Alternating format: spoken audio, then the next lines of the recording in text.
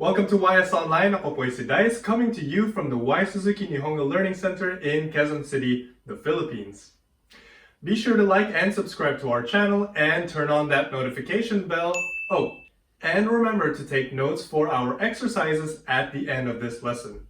So, handa na ba kayo matuto ng Japanese in Tagalog? Alright, let's get started.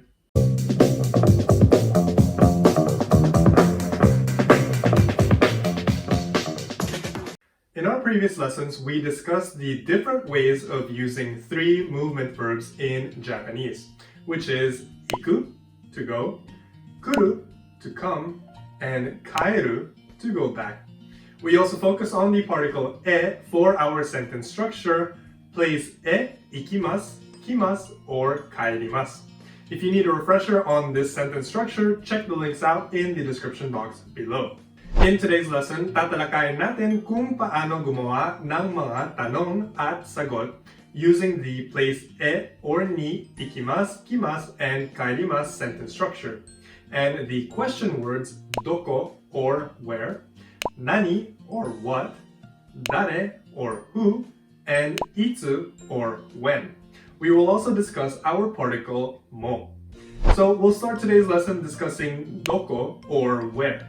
Ginagamit natin ito kapag tinatanong natin kung saan papunta or nanggagaling ang isang tao or bagay. Check out the links in the description box below for our previous lessons where we briefly discussed doko or where. So sa sentence structure natin, place e, ikimasu, kimasu, and kaerimasu.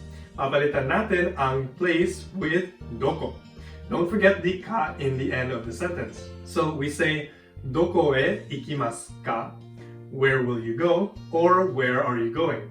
For past tense, or where did you go, we say, doko e ikimashita ka? Or saan ka pumunta? To ask, where will you not go? Or saan ka hindi pupunta? We say, doko e ikimasen ka? So, negative sentence naman ang gamit natin dito, no? And then we have our negative past tense, which is, doko e ikimasen deshita ka? So, saan ka hindi pumunta, no? Or where did you not go? Same pattern lang ito with kimasu and kaerimasu. Kapag gusto natin maging specific ang lugar na tinatanong natin, we simply replace doko with the actual place. So, for example, Nihon e ikimasu ka? Are you going to Japan? Nihon e ikimashita ka? Did you go to Japan? And then, Nihon e ikimasen ka? Will you not go to Japan? And then, Nihon e ikimasen deshita ka? Did you not go to Japan? Ang sagot natin ay simple lang. We say yes or hai, or no, iye, and then the place e ikimasu, ikimashita, ikimasen, ikimasen deshita. So, ginagamit natin ang structure natin ng question, and we choose what tense we use based on the question itself. So, for example, we have Hai, Nihon e ikimasu, or yes, I will go to Japan. Hai, Nihon e ikimashita. Yes, I went to Japan. Iie, Nihon e ikimasen, for no, I will not go to Japan. And iie, Nihon e ikimasen deshita. Or no, I did not go to Japan. So, paano kaya kung wala naman tayong pupuntahan?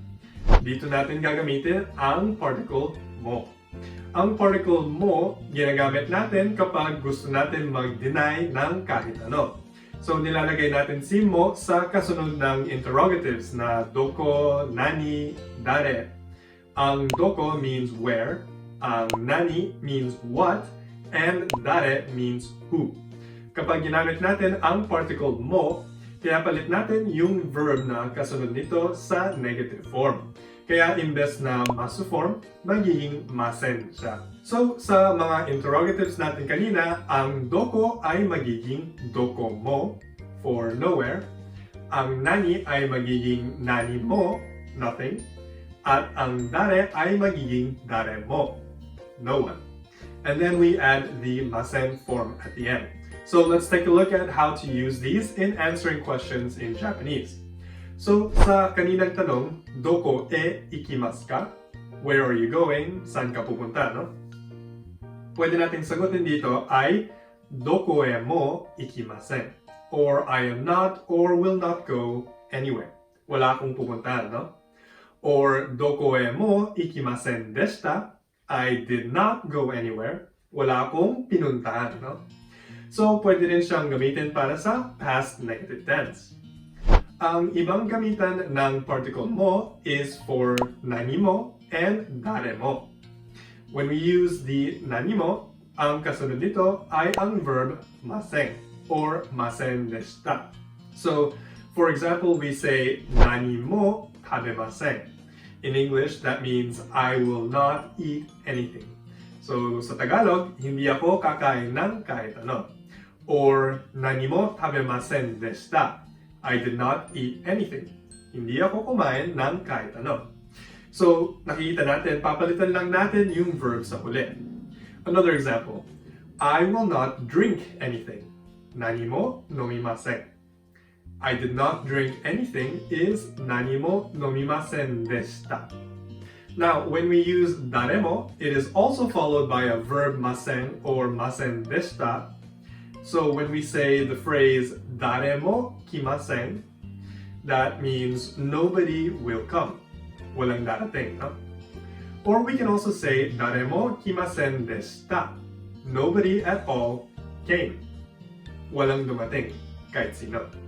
Kawawa naman, no? For another example, daremo kaerimasen is nobody will go home. Walang uuwi. And we also have daremo kaerimasen deshita. Walang umuwi. Remember na papalitan lang natin ang mga verbs after ng doko mo, nani mo, at daremo. Alright, well done guys! Ngayon, alam na ninyo kung paano gumawa ng mga tanong using the sentence doko e ikimasu ka, kimasu ka, or kaerimasu ka. Next naman, magdadagdag tayo ng mga time aspect sa tanong at sagot natin. Normally, sa first part natin nilalagay ang oras or time, right? So, sa sample question natin ngayon, dadagdagan natin ng this morning.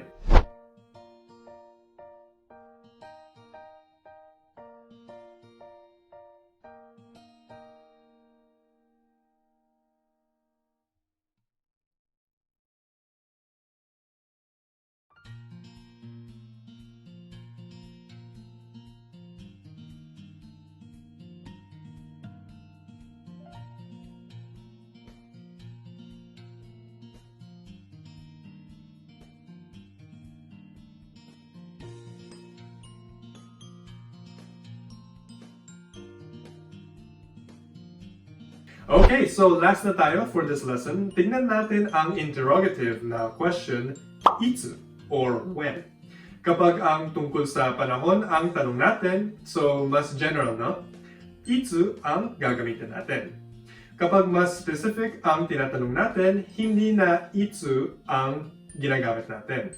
But focus muna tayo sa itsu ngayon. Ang itsu, nilalagay ito sa start ng sentence, which is where we put the time. Hindi na nilalagyan ng particle pagkatapos ng itsu, no? It's not itsu ni, itsu e, or itsu mo. Just itsu. So for example, we want to ask, when will you go to Japan? We say, itsu Nihon e ikimasu ka? Kailan ka pupunta ng Japan? So ang sagot natin dito ay, for example, I will go to Japan on December 25th. That would be 12月25日に日本へ行きます。Kapag past tense naman, we ask, when did you go to Japan? いつ日本へ行きましたか? Gawin naman nating past tense ang sagot natin. I went to Japan on December 25th. That would be 12月25日に日本へ行きました。So, pinalit natin ang verb conjugation natin sa huli. Oh, and don't forget the particle ni after ng date. Simple lang, di ba? In case you need a refresher on our dates and time, check out the links in the description box below. Okay, so we'll end our lessons here for now, but before we finish this video, may challenge ako para sa inyong nanonood. So, I want you to translate the following sentences and leave your answers in the comment section below. Number 1. Are you going to Manila tomorrow? Yes, I am going to Manila tomorrow. No, I am not going to Manila tomorrow. Number 2. Where did you go yesterday? Yesterday, I went to the supermarket. Yesterday, I did not go anywhere. And number 3. When did you go to Palawan? I went to Palawan on November 30. I did not go to Palawan. Remember, gamitin natin ang mga natutunan natin ngayon at isulat natin sa comment section yung mga translations nito. That's it from us at YS today. Next lesson, we will discuss our means or modes of transport using the particle de. Thank you very much for watching as always, and I'll see you guys in the next lesson. For YS Online, my name is Dice. Ja, mata ne.